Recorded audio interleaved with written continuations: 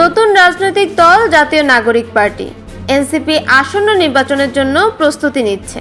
গণপরিষদ গঠনের কথা বলা হলেও দলটির ৩৫ জন নেতা ইতিমধ্যে সম্ভাব্য আসন চূড়ান্ত করতে কাজ করছেন।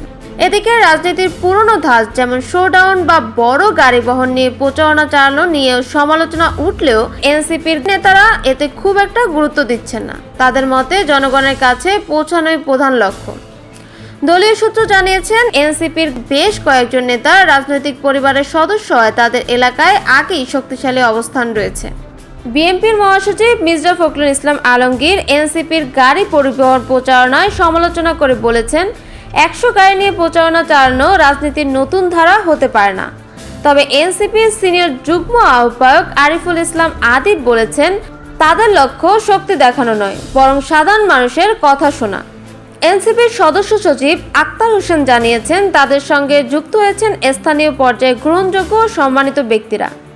এনসিপি এখনো সারা দেশে পূর্ণাঙ্গভাবে বিস্তৃত হয়নি, তবে নির্বাচনের আগেই শক্ত অবস্থানে পৌঁছানোর পরিকল্পনা করছে দলটি। জাতীয় নাগরিক পার্টি বা এনসিপির লক্ষ্য নতুন ধারার রাজনীতি গড়ে তোলা। নির্বাচনের শক্ত প্রতিদ্বন্দ্বিতার জন্য দলটি নিজেদের অবস্থান সুসংগত করতে ব্যস্ত সময় পার করছে। এখন দেখার বিষয় আসন্ন নির্বাচনে এনসিপি কতটা প্রভাব ফেলতে পারে।